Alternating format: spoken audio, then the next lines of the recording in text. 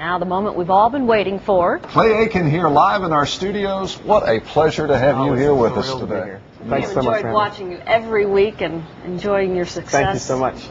I'm having a great time. What's it like? I mean, what a transition this has been for you from just a guy working at the YMCA to an American Idol. Oh my goodness, it's been the most exciting experience I've ever had. You know, it's I've gotten a lot further than I thought I'd make it, and I'm just honored. I'm completely honored to have had this opportunity. When you heard your competition, did you think that you had a shot to get this far? I thought I'd be out of there so much sooner than I have been. You know, I've been in amazing company this entire time.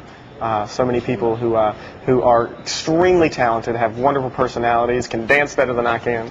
So I'm just completely honored. I'm very humbled to have been lucky enough to get this far. Can you say anything about what you might be singing next week? I can say that, next week we're all singing 3 songs. 3 songs? 3 of us are singing 3 songs, which is a surprise to us. We each get to pick our own song. Oh, really? We get to pick anything we want to sing. The judges pick a song for us. And then this year, we just found out before I left that we are going to have to draw a song, draw a song at random, and see what we're singing that way.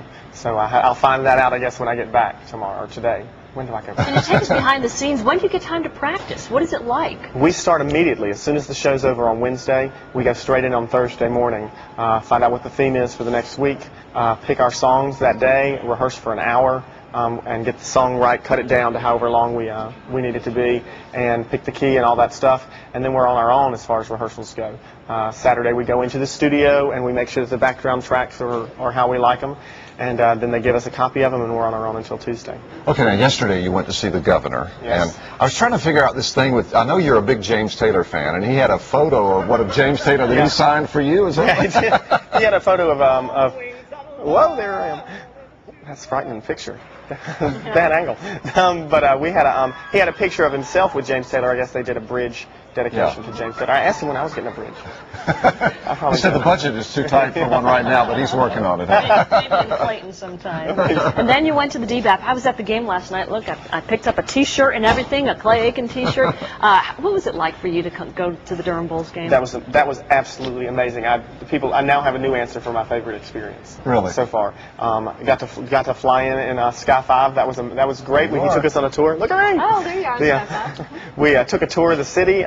Got to see my house from above, and then landed in, and that was thrilling. It was amazing to see so many people there being so supportive. During the interview last night with Pam, video of you getting out, you said that you drink lots of water to protect your voice. What else do you do to protect your voice against, say, allergies and colds and things like that? I mean, that could really sidetrack your efforts. Well, we all do our best to stay as healthy as possible, but for some reason, you know, the bug keeps going around. I've been fortunate enough I haven't caught the bug. I've been sick one time with something different, not contagious, but we make sure that if someone's sick, they get quarantined. They're completely the other side of the house and they get locked up. So Kim Locke was sick a few weeks ago and we didn't see her for 4 days because she was downstairs sick. But it helped her. She came right out and had an amazing performance. She just stays quiet. And do you really drink olive oil to clear your voice? I've done it once or twice. Trinice was big on the olive oil, but you know it does help. It keeps the vocal cords kind of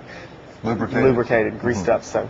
Well, you had them greased up last night when you sang the Star Spangled Banner. If we'd like to take a quick listen and really hit those notes. I worried about it when you hit that first note. Well, you might not have trouble hitting it. Sorry.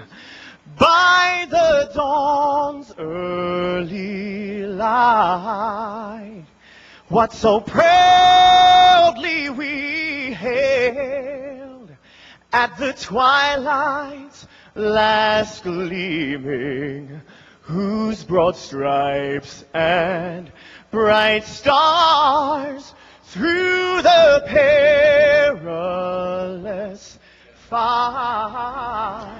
Now that is not an easy song to sing. It's not. You made it sound easy. Oh, thank you very much.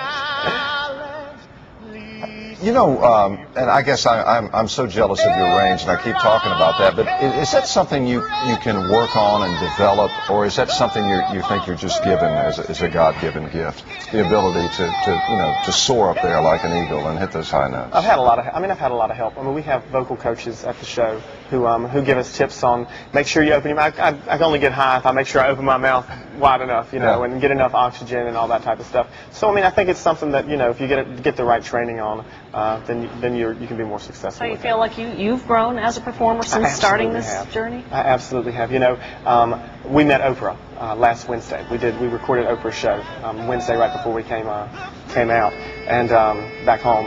And I asked her, I said, "Do you get nervous anymore?" And she said, "Of course not." She's been doing it for 17 years. Yeah. And I realized last night, I was a little bit nervous, but I think I was nervous from flying on the helicopter, but it's amazing. I think after this experience, people said, "Are you nervous on we're broadcasting this live on TV?" I've done live TV before. At this point, when 30 million people see it, it's a little bit easier. Well, is there a greatest fear as a singer, like forgetting the words, missing the big note, or is there a fear? I've always gotten, I get a little scared that I'll forget the words, but usually when I'm nervous, when I let myself be nervous, that's when I end up messing up.